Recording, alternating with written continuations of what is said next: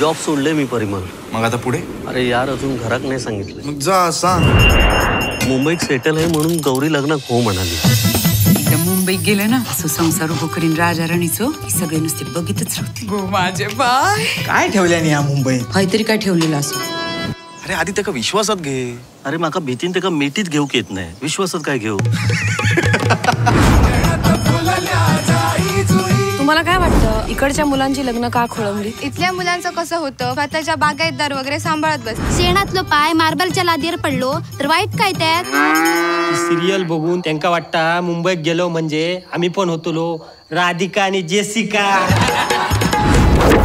माझं ठरलंय, मी इथेच राहणार आहे आणि इथेच काहीतरी करणार. तू इथे कितीही शौर्य दाखवलंस तरी कुणीही मुलगी देणार नाहीये तुला. तुमच्या शर्मीचा यंदा कालीचा शेवटचा वर्ष. एका मुंबईतलं पोरग बघ. शर्मिलाचं लगीन गुणाचा पोरा.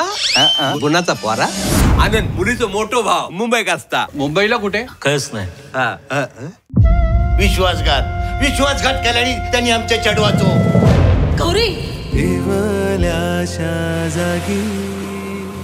तुका शहरात तो जावई होय होतो ना, मग पोरी बॅरिस्टर करूची होतस ना. मुलींनाही त्यांच्या आयुष्याचा जोडीदार ठरवण्याचा हक्क आहे. जरा जास्त स्पष्ट बोललीस तू त्या दिवशी. स्पष्ट बोललेलंच बरं पडतं. आमच्या परिमल बद्दल काय मत आहे तुझं? 1 मिनिट. 10 मिनिटं. काय रे, काय झालं? साप आडवा आला.